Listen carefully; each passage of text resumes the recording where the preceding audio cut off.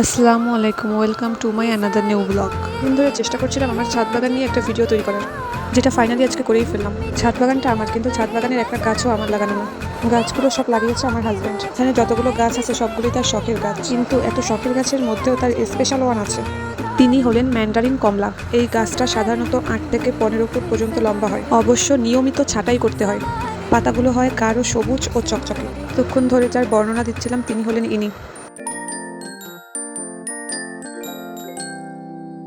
हवा के झोंके आज मौसमों से रूठ गए, गुलों की शोखियां जो घर आके लूट गए, बदल रही है आज जिंदगी। এক नजरे चलुन देखे आसि छादे आरो की गाछ रयेछे।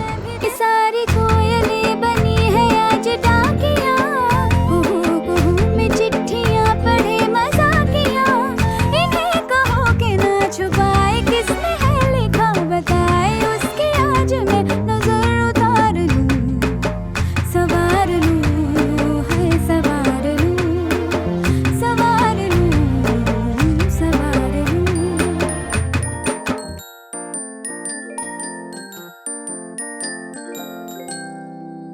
এই গাছগুলো ছাড়াও আরও বিভিন্ন ধরনের গাছ রয়েছে, যেমন মরিচ গাছ, পেয়ারা, সুইট লেমন এবং বিভিন্ন ধরনের ফুল গাছ।